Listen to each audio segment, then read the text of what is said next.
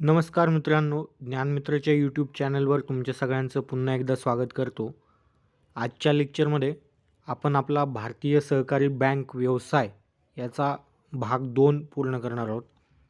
याच्या आधी आपण भाग 1 मध्ये सहकार म्हणजे नेमकं काय, त्याचबरोबर सहकार्याची काय वैशिष्ट्ये आहेत, त्यानंतर सहकाराची काय तत्त्व आहेत, त्यामध्ये मूलभूत तत्त्व, त्याचबरोबर सामान्य तत्त्व सहकाराची, सहकाराची व्याख्या, त्याचबरोबर सहकारी संस्थांचे प्रकार, बरोबर. त्यामध्ये पत निर्मिती करणाऱ्या सहकारी संस्था असतील, त्याचबरोबर गैरपत संस्था म्हणजे ज्या पत निर्मिती करत नाहीत अशा प्रकारची संस्था, त्याचबरोबर कृषी संस्था आणि गैरकृषी संस्था.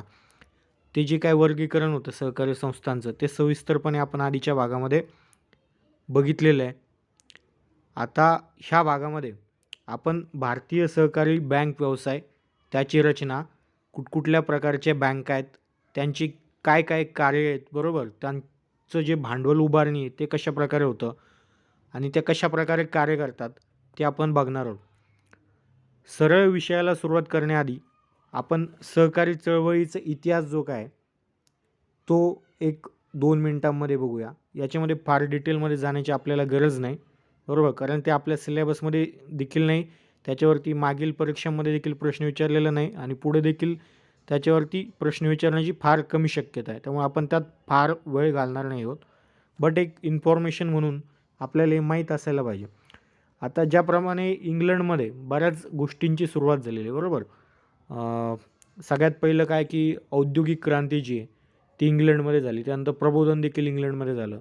त्यानंतर इंग्लंडची जी लोकशाही आहे, बरोबर, तिला सगळ्यात पहिली आधुनिक प्रकारची लोकशाही म्हटलं जातं.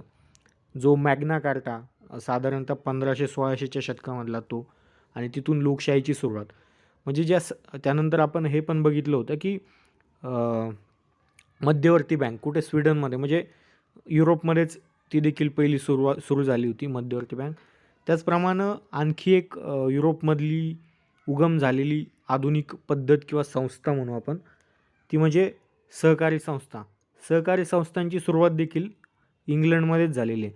1844मध्ये इंग्लंडमधलं एक शहर आहे रॉचडेल नावाचं, तिथे 28 विणकर, बरोबर, जे विणकाम करायचे, त्यांनी एकत्र येऊन काय केलं, एक ग्राहक सहकारी संस्था स्थापन केली, जिचं नाव होतं रॉचडेल इक्विटेबल पायोनियर्स सोसायटी, बरोबर.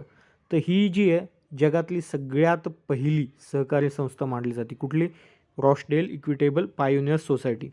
आणि मग ह्या रॉचडेल इक्विटेबल पायोनियर्स सोसायटीची जी काय तत्त्व होती किंवा वैशिष्ट्य होती, बरोबर, त्यातूनच पुढं जाऊन आधुनिक सहकार्याची तत्त्व उदयाला आली, ज्यांना आपण रॉचडेलची तत्त्व असं म्हणतो, बरोबर. रॉचडेलची तत्त्व किंवा रॉचडेलची सहकार्याची तत्त्व. भारताबद्दल बोलायचं झालं तर भारतामध्ये सहकाराची जी सुरुवात आहे ती इंग्रज भारतामध्ये असतानाच झाली. सहकारासंबंधीचा जो पहिला कायदा भारतामध्ये आला तो 1904मध्ये आला, बरोबर. तर पतपुरवठा करणाऱ्या ज्या काही सहकारी संस्था आहेत त्यांच्या संबंधातला हा कायदा होता, जो 1904मध्ये संमत झाला आणि भारतातला हा पहिलाच सहकारी संबंधीचा कायदा होता. आणि त्यानंतर मग उत्तरोत्तर कायदेशीर प्रगती होत गेली, सहकारी संस्थांची देखील प्रगती होत गेली आणि सहकार जो आहे तो आपल्या अर्थव्यवस्थेमध्ये खोलवर रुजत गेला, बरोबर. मग त्याच्यात काही वेगवेगळे टप्पे आहेत सहकाराचे. काही वेळेस सहकार जो आहे तो खूप स्ट्रॉंग होता, त्यानंतर परत सहकाराची अधोगती झाली आणि त्यानंतर पुन्हा एकदा सहकारी संस्था एक चांगला जोम देशामध्ये आपल्या धरू लागले, बरोबर. आता सहकार हा बघायला गेलं तर हा राज्यघटनेमध्ये आपल्या राज्यसूचीतला विषय. म्हणजे काय की सहकारासंबंधीचे जे कायदे आहेत ते राज्य करू शकतं, अशा प्रकारची तरतूद आपल्या राज्यघटनेमध्ये, ज्याला आपण स्टेट लिस्ट म्हणतो. राज्यघटनेमध्ये 3 प्रकारच्या लिस्ट किंवा 3 प्रकारच्या सूची आहेत. केंद्र सूची, ज्यावरती केंद्र कायदे करू शकतं, त्यानंतर राज्य सूची, ज्यावरती राज्य कायदे करू शकतं, आणि त्यानंतर समवर्ती सूची, बरोबर, ज्याला आपण इंग्रजीमध्ये कन्करंट लिस्ट असं म्हणतो. त्या लिस्टमध्ये जे काही विषय असतील त्यावरती दोघंही, केंद्र आणि राज्य दोघंही कायदे करू शकतं. पण सहकार जो आहे तो राज्यघटनेमध्ये राज्यसूचीतला म्हणजे स्टेट लिस्टमधला सब्जेक्ट आहे किंवा स्टेट लिस्टमधला विषय. तर यावरती कायदे करण्याचा अधिकार हा फक्त राज्याला आहे. एक नवीन अपडेट फक्त सहकारासंबंधीचं या ठिकाणी सांगू इच्छितो की केंद्र सरकारमध्ये यापूर्वी सहकार मंत्रालय जे आहे ते स्वतंत्र नव्हतं. पण आता 2021मध्ये जर तुम्ही लोक न्यूज वाचत असताल तर तुम्हाला माहीत असेल की केंद्र सरकारनं स्वतंत्र मंत्रालय सहकारासाठी बनवलेलं आहे आणि ते पहिलेच मंत्री म्हणजे केंद्रीय सहकार मंत्री आता कोण आहेत? अमित शहाजी, जे आपले केंद्रीय गृहमंत्री देखील आहेत. तेच भारताचे पहिले केंद्रीय सहकार मंत्री देखील आहेत. तर ही केंद्रीय सहकार मंत्रालयाची स्थापना जी आहे भारतामध्ये पहिल्यांदाच झाली आहे. कधी? आत्ताच 2021मध्ये. तर अपेक्षित आहे की येणाऱ्या परीक्षेमध्ये चालू घडामोडीमध्ये आपल्याला हा प्रश्न विचारला जाऊ शकतो, कारण हा आपल्या विषयाशी एकदम निगडीत आहे आणि चालू घडामोडी याच्याशी देखील निगडीत आहे. तर ही गोष्ट तुम्ही नोट करून ठेवा की सहकार मंत्रालय, केंद्रीय सहकार मंत्रालय पहिल्यांदा स्थापित झालं 2021मध्ये आणि अमित शहा जे आहेत ते पहिले केंद्रीय सहकार मंत्री आहेत भारताचे. त्यानंतर आपण पुढे जाऊया. महाराष्ट्रातील सहकारी चळवळ. आता तुम्हाला माहीत असेल की भारतात महाराष्ट्र जो आहे तो सहकारामध्ये सगळ्यात अग्रेसर आहे किंवा सहकारामध्ये सगळ्यात पुढारलेलं राज्य आहे. याचे काय कारण की पहिल्यापासूनच आपलं जे नेतृत्व होतं किंवा आपल्या राज्याला जे काही नेते म्हणून मिळाले ते सगळे लोक सहकारातून वर आलेले होते आणि त्यामुळे त्यांना सहकारी क्षेत्राची एक चांगली जाण, चांगली माहिती होती आणि चांगली पारख होती. बरोबर. आशिया खंडातला आणि भारतातला देखील सगळ्यात पहिला सहकारी साखर कारखाना 1949मध्ये सुरू झाला होता अहमदनगर जिल्ह्यामध्ये. पद्मश्री विठ्ठलराव विखे पाटील, बरोबर, म्हणजे आत्ताचे नगर दक्षिणचे जे खासदार आहेत श्री सुजय विखे पाटील यांचे ते पंजोबा, त्यांनी 1949मध्ये आशिया खंडातला पहिला सहकारी साखर कारखाना सुरू केला होता प्रवरानगर येथे आणि ह्या कारखान्यासाठी त्यांनी धनंजय गाडगीळ जे होते त्यांचं मार्गदर्शन घेतलेलं होतं. तर तुम्ही यावरून अंदाज लावू शकता की महाराष्ट्रामध्ये सहकार किती आधीपासून कार्यरत आहे. बरोबर.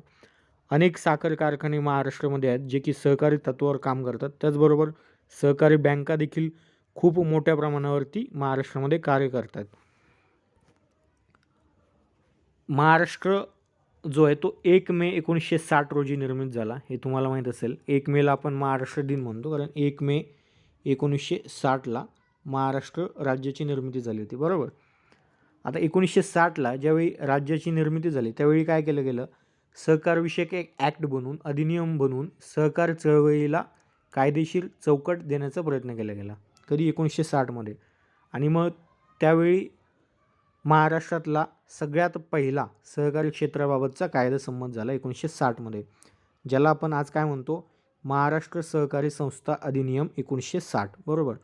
तर आता महाराष्ट्रामध्ये जे काय सहकारी संस्था आहेत त्यांचं कार्य ह्या कायद्याच्या अनुषंगानेच चालतं. महाराष्ट्र सहकारी संस्था अधिनियम 1960, ज्याला इंग्रजीमध्ये आपण म्हणू Maharashtra state cooperative societies act 1960.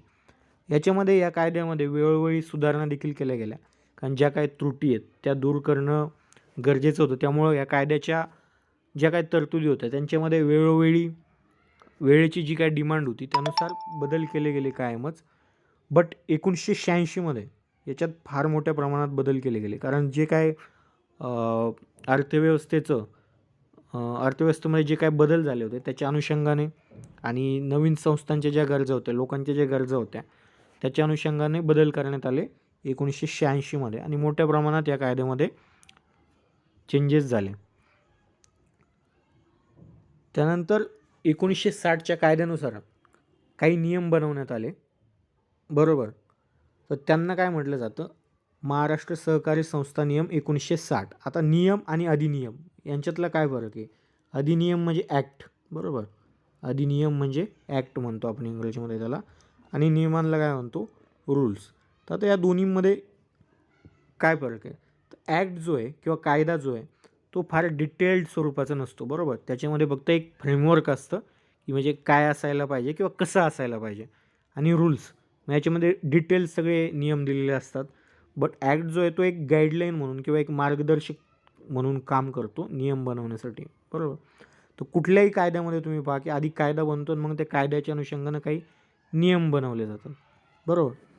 तर आता 1960मध्ये हा जो आपला कायदा बनला होता महाराष्ट्र सहकारी संस्था अधिनियम, याच्या अनुषंगानं 1961मध्ये काही नियम बनवले गेले ज्यांना आपण म्हणतो महाराष्ट्र सहकारी संस्था नियम 1961.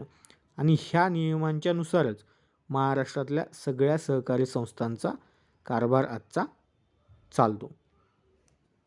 तर हे देखील महत्त्वाचं आहे, परीक्षेमध्ये याच्यावरती प्रश्न विचारला जाऊ शकतो अधिनियम आणि नियम दोन्हीवरती, की महाराष्ट्रातील सहकारी संस्थेचा कारभार कुठल्या ॲक्टच्या किंवा कुठल्या कायद्याच्या अनुषंगाने चालतो. तर तुम्हाला लक्षात ठेवायचं आहे महाराष्ट्र सहकारी संस्था अधिनियम 1960 नुसार, आणि नियम कुठले, तर महाराष्ट्र सहकारी संस्था नियम 1961 नुसार महाराष्ट्रातल्या सहकारी संस्थांचा कारभार सगळा चालतो. त्यानंतर एक महत्त्वाची घटना दुरुस्ती, 97वी घटना दुरुस्ती अधिनियम. बरोबर. आता घटना दुरुस्ती म्हणजे काय, तर भारताच्या राज्यघटनेमध्ये काही ॲडिशन करायचं असेल किंवा त्याच्यामधले काही कलमांमध्ये बदल करायचा असेल मूळ राज्यघटनेमध्ये, तर ते कशा प्रकारे केला जातो, घटनेमध्ये दुरुस्ती करून, ज्याला आपण म्हणतो घटना दुरुस्ती किंवा इंग्रजीमध्ये कॉन्स्टिट्यूशनल अमेंडमेंट आपण त्याला म्हणतो. बरोबर. तर आता 97वी घटना दुरुस्ती अधिनियम म्हणजे नेमकं काय. बरोबर. ही घटना दुरुस्ती 2011 मध्ये पारित झाली होती. ह्या घटना दुरुस्ती अधिनियमाला 2011 मध्ये संमती मिळाली होती. आता हा अधिनियम बनला त्यावेळी नेमकं प्रत्यक्षात काय झालं, तर 2011च्या आधी सहकारासंबंधी कुठलीही तरतूद राज्यघटनेमध्ये प्रत्यक्षपणे नव्हती. म्हणजे राज्यघटनेमध्ये सहकाराचा उल्लेखच नव्हता किंवा सहकाराबद्दल कलमच नव्हती. 1911 मध्ये काय केलं गेलं की सर्वप्रथम राज्यघटनेमध्ये सहकारासंबंधीच्या तरतुदी करण्यात आल्या आणि ही घटना दुरुस्ती अधिनियम पास झाली. म्हणजे याच्याद्वारे काय केलं गेलं, राज्यघटनेमध्ये काही कलम आणि एक विशेष भाग ॲड केला गेला. तो कुठली कलमं ॲड केली गेली, कुठला भाग ॲड केला गेला, काय त्या कलमाच्या तरतुदी आहेत ते आपण पुढच्या 2-3 स्लाईड्समध्ये बघूया.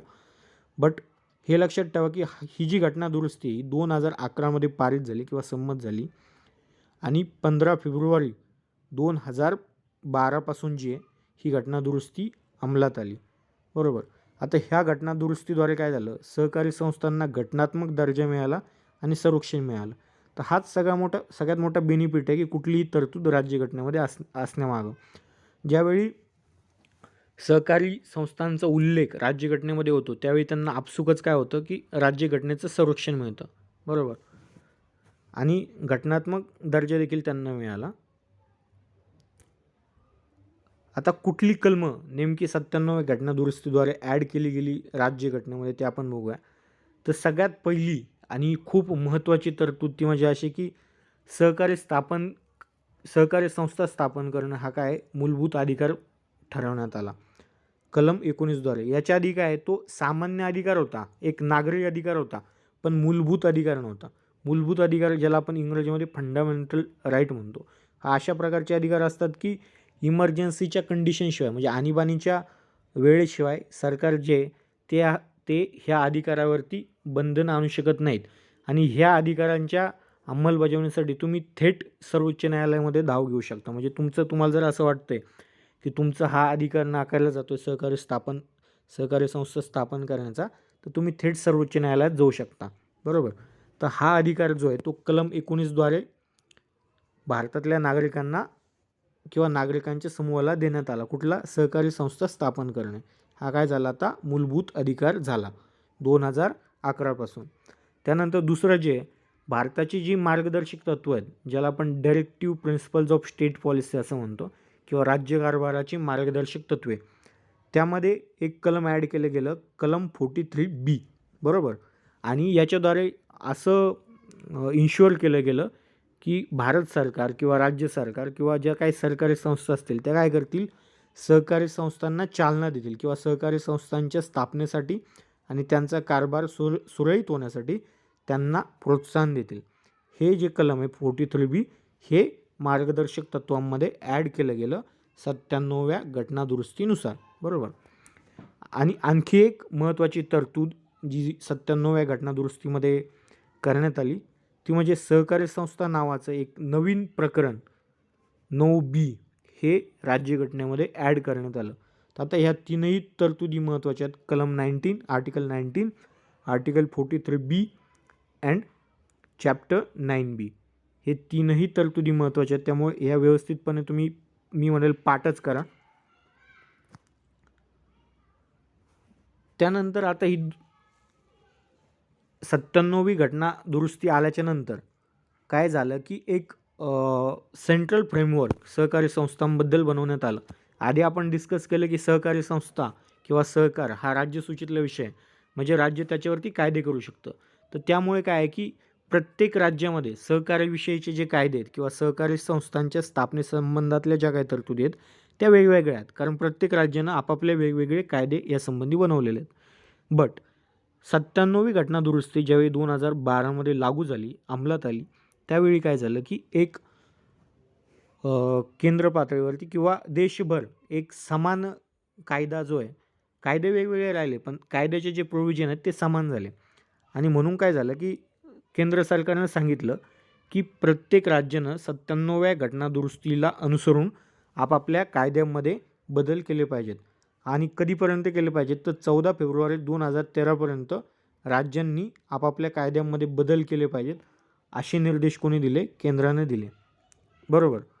मग त्यानुसार काय झालं की महाराष्ट्रामध्ये देखील महाराष्ट्र शासनाने 2013मध्ये एक अध्यादेश जारी केला आणि जे काही 1960च्या तरतुदी होत्या 1960च्या कायद्याच्या, त्या ज्या आहेत त्या सुधारित करण्यात आल्या. कशाच्या अनुषंगाने? 97व्या घटना दुरुस्तीच्या अनुषंगाने. आणि 15 फेब 2013पासून नवीन जो कायदा आहे, ज्याला नाव तेच राहिलं की महाराष्ट्र सहकारी संस्था अधिनियम, बट तो सुधारित कायदा 15 फेब्रुवारी 2013पासून महाराष्ट्र राज्यात लागू झाला. आणि आपल्याला माहीत असेल की महाराष्ट्र शासनाचे जे काही अध्यादेश आहेत ते कोणाच्या नावे निघता? राज्यपालाच्या नावानं अध्यादेश निघता. म्हणून याला म्हटलं जातं 2013चा राज्यपालांचा अध्यादेश.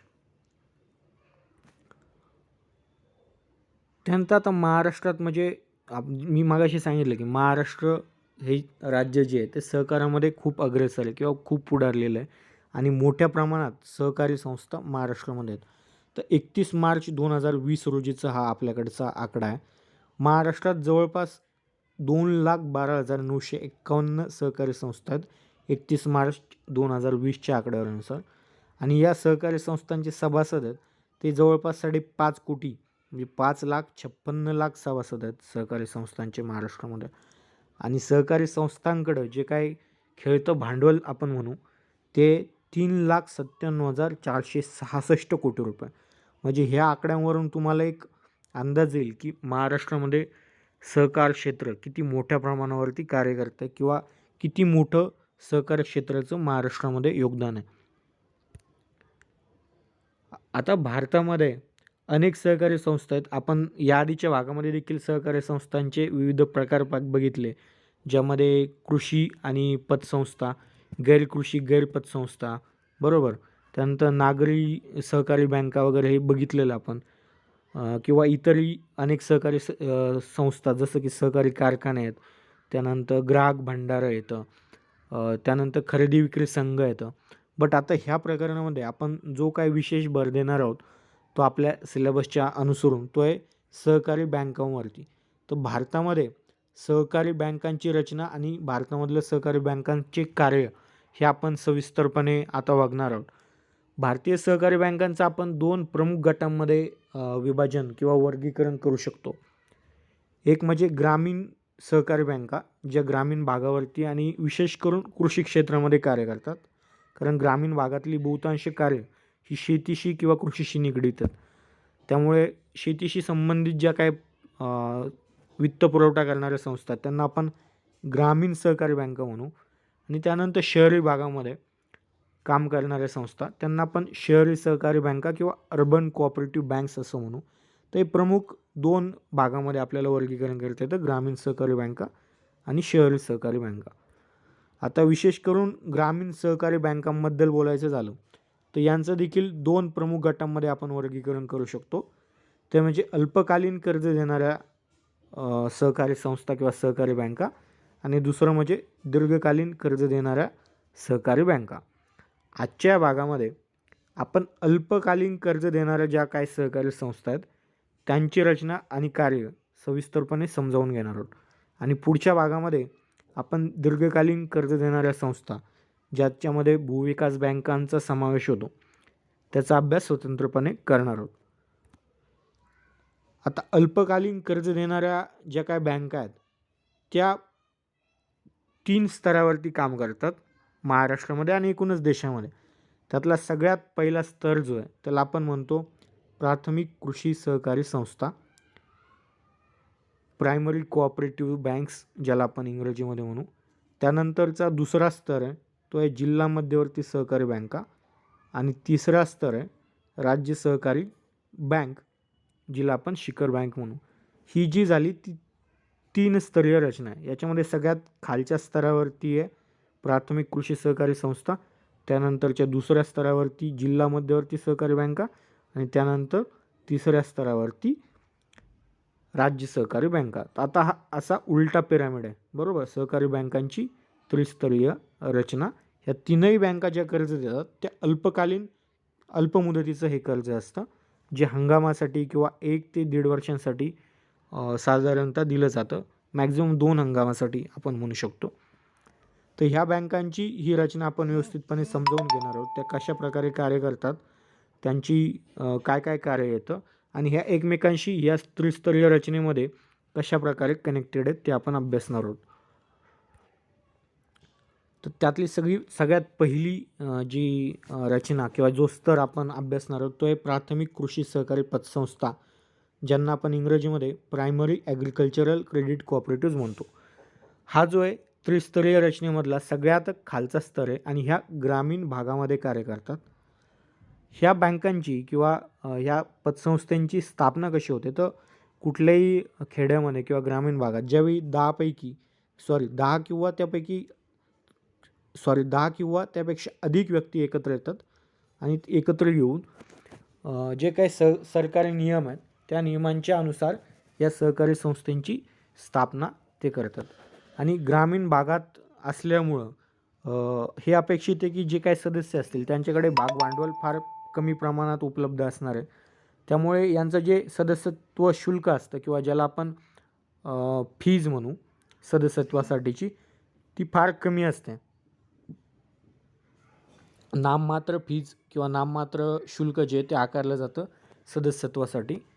बट यांची एक महत्त्वाची गोष्ट आहे ती म्हणजे या अमर्यादित जबाबदारीच्या तत्त्वावरती काम करतात, ज्याला आपण इंग्रजीमध्ये अनलिमिटेड लायबिलिटी म्हणू. म्हणजे काय तर ज्यावेळी ही संस्था अपयशी ठरते त्यावेळी तिचे जर काही देणे असतील तर ती देण्याची पूर्ण जबाबदारी जी आहे ती सदस्यांवरती असते. म्हणजे सपोज आपण असं मानून चालू की ए नावाची एक सहकारी कृषी पतसंस्था आहे आणि ती बुडाली बरोबर. आणि तिच्यामध्ये सपोज 5 लाखांच्या ठेवी होत्या लोकांच्या आणि हे 5 लाख ठेवी आता द्यायच्यात. तर ही जबाबदारी कोणाची तर जी कोणी सदस्य असतील या सहकारी पतसंस्थेची त्यांची जबाबदारी 5 लाखाची देण्याची. याला आपण म्हणतो अनलिमिटेड लायबिलिटी, अमर्यादित जबाबदारी. म्हणजे पूर्ण जबाबदारी या संस्थेची ही सदस्यांची असते बरोबर. तर आता ही प्राथमिक कृषी सहकारी पतसंस्था नेमकी काय कामं करते, कशा प्रकारे कामं करते ते आपण बघूया.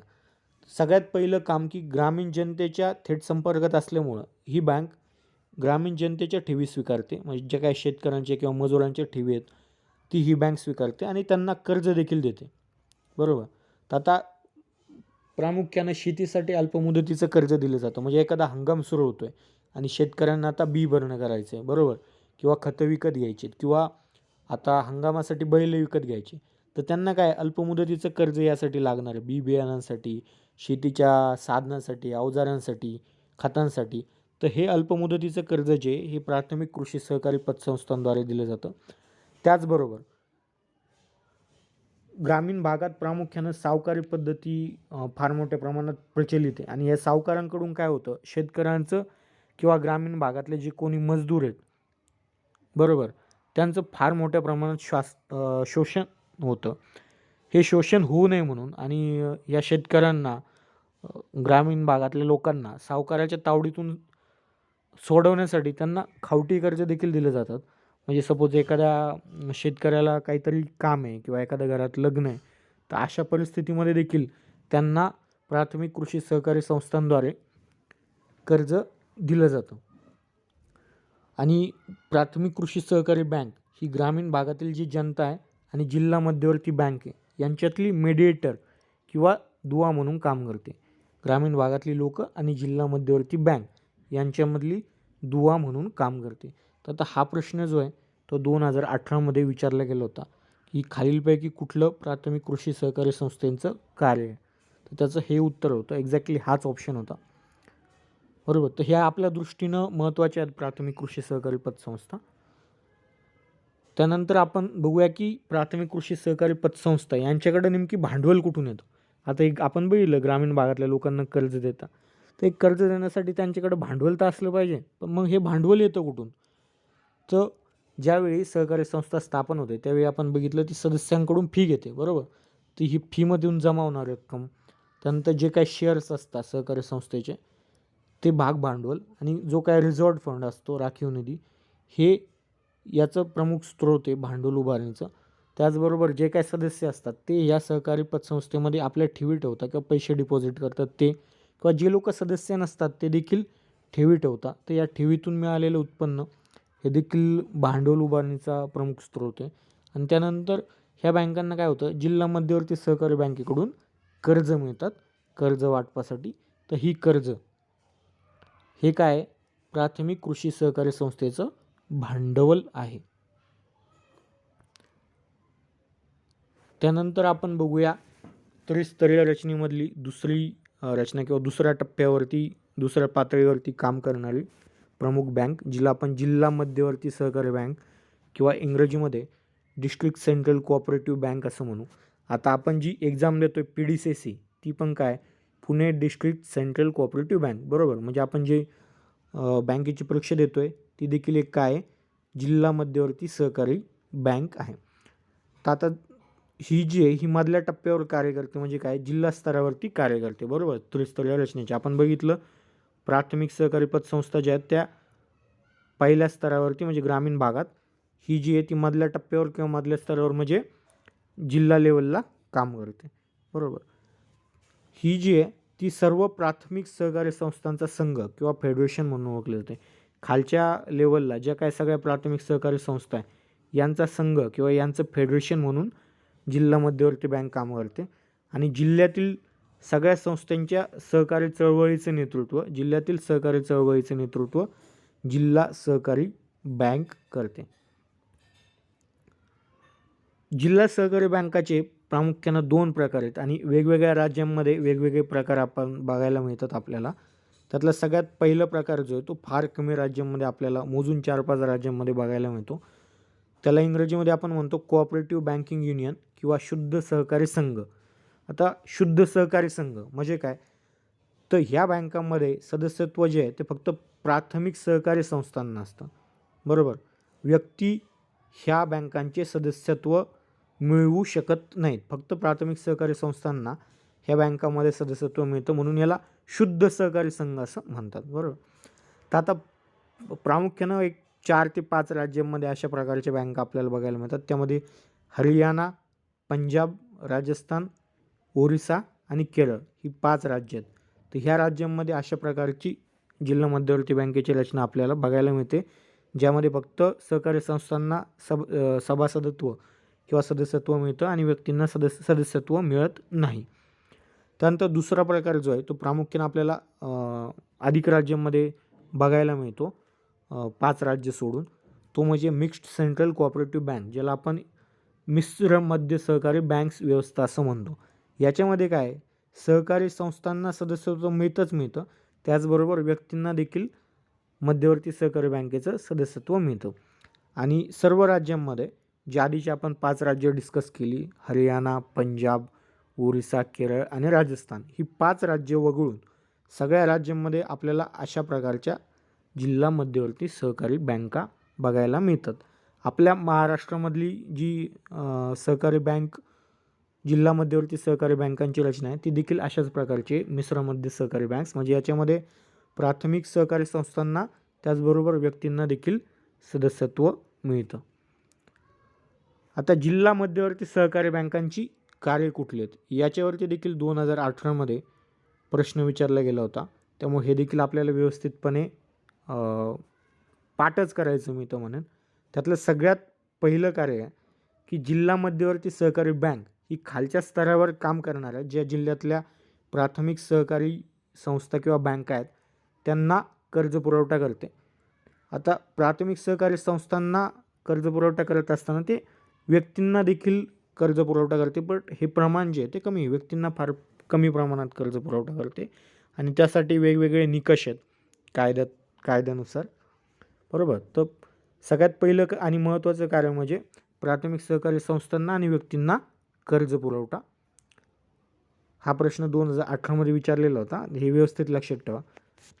आता सहकारी बँकांकडून हे अपेक्षित आहे जिल्हा मध्यवर्ती सहकारी बँकांकडून की त्यांनी जो आहे ते व्यापारी बँकांसारखे व्यावसायिक कामं करू नयेत. बट आता काय सहकारी बँका टिकल्या पाहिजेत किंवा रुजल्या पाहिजेत यासाठी RBIकडून बहुतेक बँकांना व्यापारी बँक व्यवसायाचा परवाना किंवा लायसन्स ज्याला आपण म्हणू तो मिळतो आता. आणि बहुतेक बँका राज्यामधल्या, आपल्या राज्यामध्ये सध्या 31 जिल्हा सहकारी बँका आहेत, त्यातल्या बहुतेक आता व्यापारी बँक म्हणून देखील कार्य करतात, बरोबर. व्यापारी बँक म्हणून कार्य करतं म्हणजे काय की डिमांड ड्राफ्ट्स देणे किंवा चेक्स देणे, त्याचबरोबर ठेवी स्वीकारणे इत्यादी व्यापारी कामं जे आहेत त्या ह्या बँका आता करायला लागलेल्या आहेत. त्यानंतर आणखी एक प्रमुख कार्य जिल्हा मध्यवर्ती सहकारी बँकेचं ते म्हणजे शहरी भागातून ठेवी गोळा करायच्या आणि त्या ग्रामीण भागामध्ये उपलब्ध करून द्यायच्या. म्हणजे काय, आता शहरी भागामध्ये जे कोण नोकरदार असतील ते काय करतील, जिल्हा मध्यवर्ती सहकारी बँकेमध्ये ठेवी ठेवतील, बरोबर. आणि ह्या ठेवीमधून काय जिल्हा सहकारी बँका ग्रामीण भागामध्ये जे कोण लोक आहेत त्यांना कर्ज उपलब्ध करून देतील. तर शहरी भागातला जो काय पैसा आहे तो ग्रामीण भागाकडे वळवणं हे देखील जिल्हा मध्यवर्ती सहकारी बँकेचं एक प्रमुख कार्य आहे. त्यानंतर जिल्हा मध्यवर्ती सहकारी बँका भांडवल कसं उभा करतात, तर सगळ्यात पहिला त्यांचा भांडवलाचा जो स्रोत आहे तो म्हणजे स्वस्वामित्व निधी. यामध्ये काय आहे की सहकारी संस्था ज्या खालच्या स्तरावर काम करणार आहेत त्यांनी पुरवलेलं भाग भांडवल, त्याचबरोबर राखीव निधी जिल्हा मध्यवर्ती सहकारी बँकेचा, तर हे एक त्यांचं प्रमुख भांडवल स्रोत आहे. त्यानंतर ठेवी. आता ठेवीमध्ये 2 प्रकारच्या ठेवी आहेत. एक तर सहकारी संस्थांच्या म्हणजे प्राथमिक स्तरावर काम करणाऱ्या सहकारी संस्थांच्या ज्या जिल्हा बँकेकडे ठेवी आहेत त्या, आणि व्यक्तींच्या, बरोबर, म्हणजे सदस्यांकडून स्वीकारलेल्या ठेवी, अशा दोन्ही प्रकारच्या ठेवी. त्यानंतर कर्ज. आता जिल्हा मध्यवर्ती सहकारी बँकेंना एक तर शिखर बँक जिला आपण राज्य सहकारी बँक त्या बँकेकडून देखील कर्ज मिळतं. त्याचबरोबर जिल्हा मध्यवर्ती सहकारी बँका इतर बँकांकडून ज्या व्यापारी बँका आहेत जसं SBI झालं किंवा बँक ऑफ बडोदा असेल, PNB पंजाब नॅशनल बँक असेल, अशा बँकांकडून देखील जिल्हा मध्यवर्ती सहकारी बँक कर्ज घेऊ शकते, बरोबर.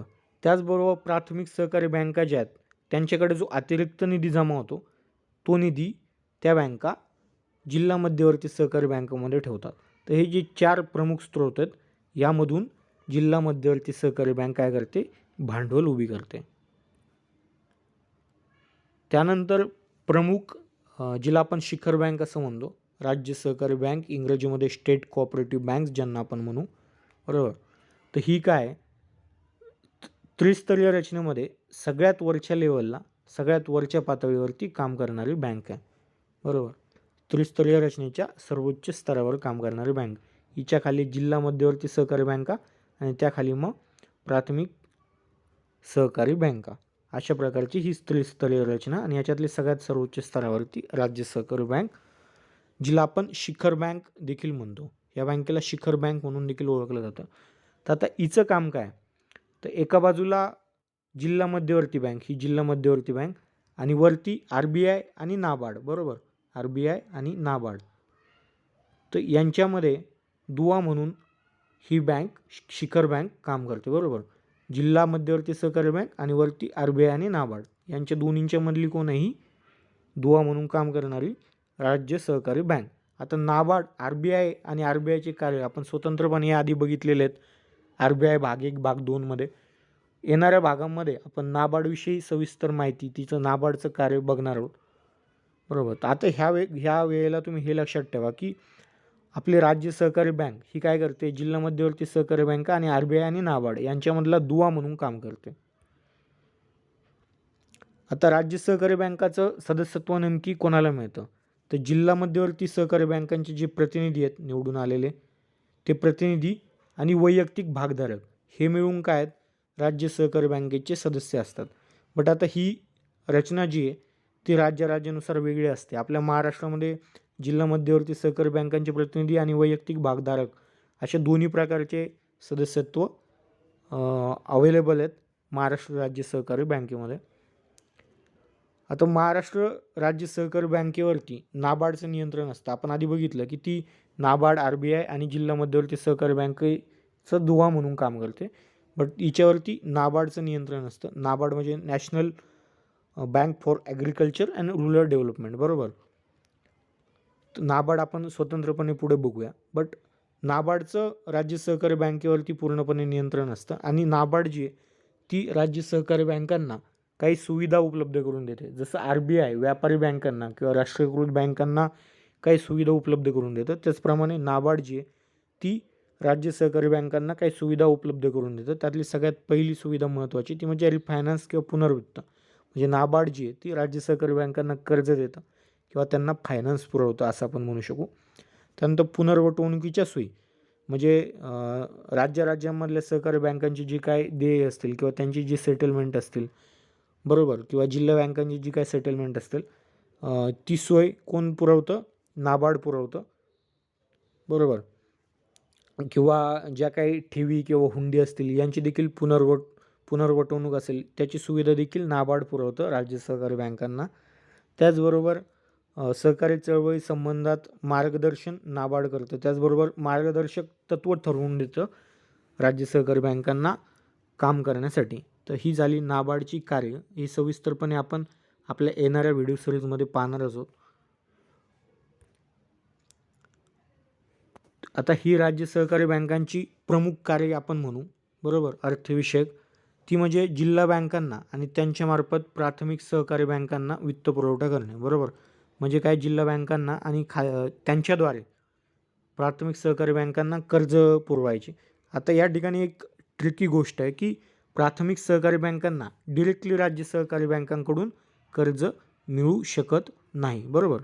प्राथमिक सहकारी बँकांना जिल्हा बँकांकडून कर्ज मिळतं, बरोबर. राज्य सहकारी बँकांकडून जिल्हा बँकांना आणि जिल्हा बँकांकडून प्राथमिक सहकारी बँकांना.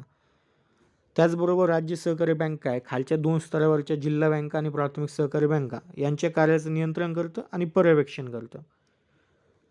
त्याचबरोबर राज्य सहकारी बँक शहरी भागातून ठेवी गोळा करतं आणि ग्रामीण भागात त्यांचा पुरवठा करतं. त्याचबरोबर राज्य सहकारी बँकांना आता काय RBI कडून व्यापारी बँकांचा परवाना देखील मिळालेला आहे, ज्याद्वारे राज्य सहकारी बँका व्यापारी कार्य देखील करू शकतात. त्याचबरोबर राज्य सहकारी बँका एक महत्त्वाचं कार्य करतात ते म्हणजे जिल्हा बँकांमधील समतोल. आता जिल्हा बँका काय आहेत, एकमेकांकडून कर्ज घेऊ शकत नाहीत आणि एकमेकांना कर्ज देऊ शकत नाहीत, पण त्यांचा जो निधी असतो तो कोणाकडे असतो? राज्य सहकारी बँकांकडे असतो. सपोज एखाद्या बँकेकडे जास्त निधी आहे, एखाद्या बँकेकडे खूप कमी निधी आहे, तर हा जो समतोल आहे हा राज्य सहकारी बँक साधतं. काय? निधी एकमेकांकडे हस्तांतरण करून. बट ह्या ज्या आहेत त्या डिरेक्टली एकमेकांना कर्ज देऊ शकत नाहीत, घेऊ शकत नाहीत. तर यांच्याद्वारे जो निधीचा समतोल आहे तो कोणाकडून राखला जातो? राज्य सहकारी बँकेकडून, बरोबर. म्हणून हिला राज्य सहकारी बँकेंना सेंटर ऑफ बॅलन्स असं देखील म्हटलं जातं. त्यानंतर राज्य सहकारी बँका भांडवलाचं उभारणी कशा प्रकारे करतात?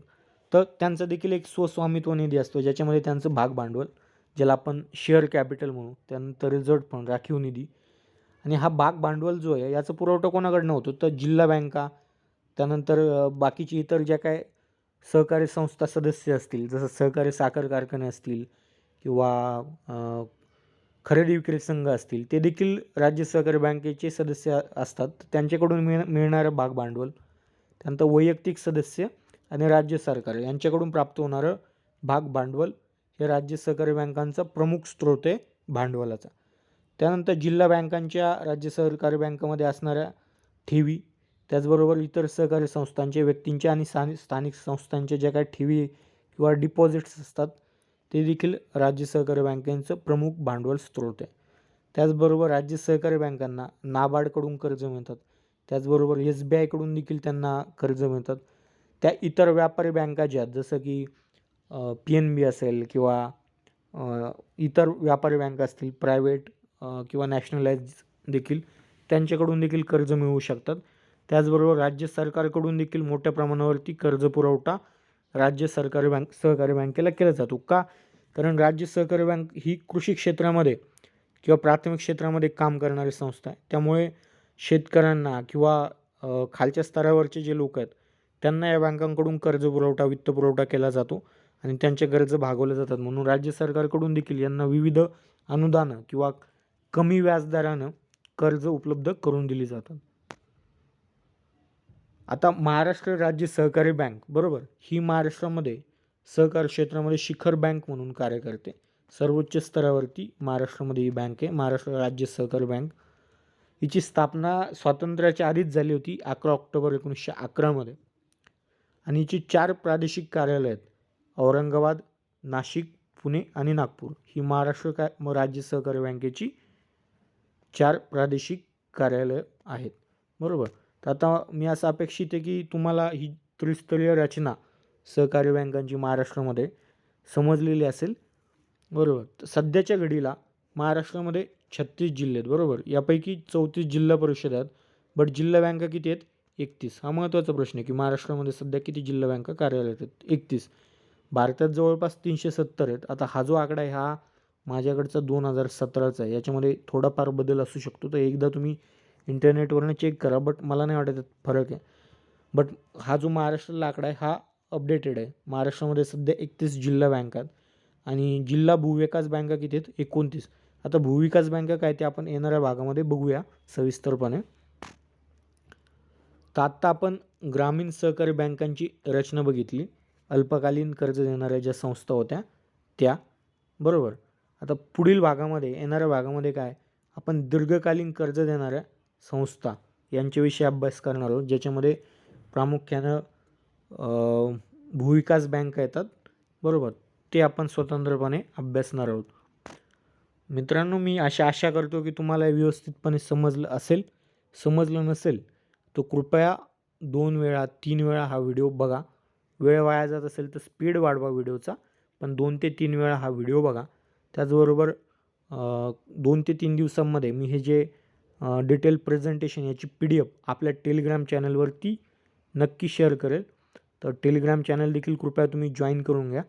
बरोबर. आणि काही डाऊट्स असतील किंवा काही सजेशन फीडबॅक असेल तर मला कृपया कमेंट बॉक्समध्ये नक्की कळवा. आणि आपल्या चॅनलला तुम्ही अजून सबस्क्राईब केलं नसेल तर कृपया सबस्क्राईब करा. मित्रांनो, अजून एक विनंती की सगळ्या स्पर्धा परीक्षांसाठी हे जे काय सगळं स्टडी मटेरियल किंवा व्हिडिओ लेक्चर्स आम्ही ज्ञानमित्र फाउंडेशन किंवा ज्ञानमित्र अकॅडमीच्या माध्यमातून मोफतपणे उपलब्ध करून देत आहोत. तर अधिकाधिक विद्यार्थ्यांपर्यंत पोहोचण्यासाठी आम्हाला कृपया मदत करा. आमच्या अकॅडमीबद्दल तुमच्या अधिकाधिक मित्रांना किंवा नातेवाईकांना कळवा, जेणेकरून त्यांना देखील आमच्या या मोफत उपक्रमाचा फायदा होईल. पूर्णपणे निस्वार्थीपणे आम्ही ही अकॅडमी सुरू केलेली आहे, जेणेकरून ग्रामीण भागातले जे होतकरू आणि खऱ्या अर्थानं गरजू विद्यार्थी असतील किंवा स्पर्धा परीक्षेची तयारी करणारे लोक असतील त्यांना मोफतपणे स्टडी मटेरियल किंवा मार्गदर्शन उपलब्ध व्हावं, केवळ म्हणून आम्ही हा उपक्रम सुरू केलेला आहे. बरोबर. यातला सध्या आमचा कुठलाही व्यावसायिक उद्देश याच्यामध्ये नाही आहे. तर कृपया अधिकाधिक लोकांपर्यंत पोहोचण्यासाठी आम्हाला मदत करा, जेणेकरून आम्ही अधिक व्यापकपणे काम करू शकू. Thank you very much.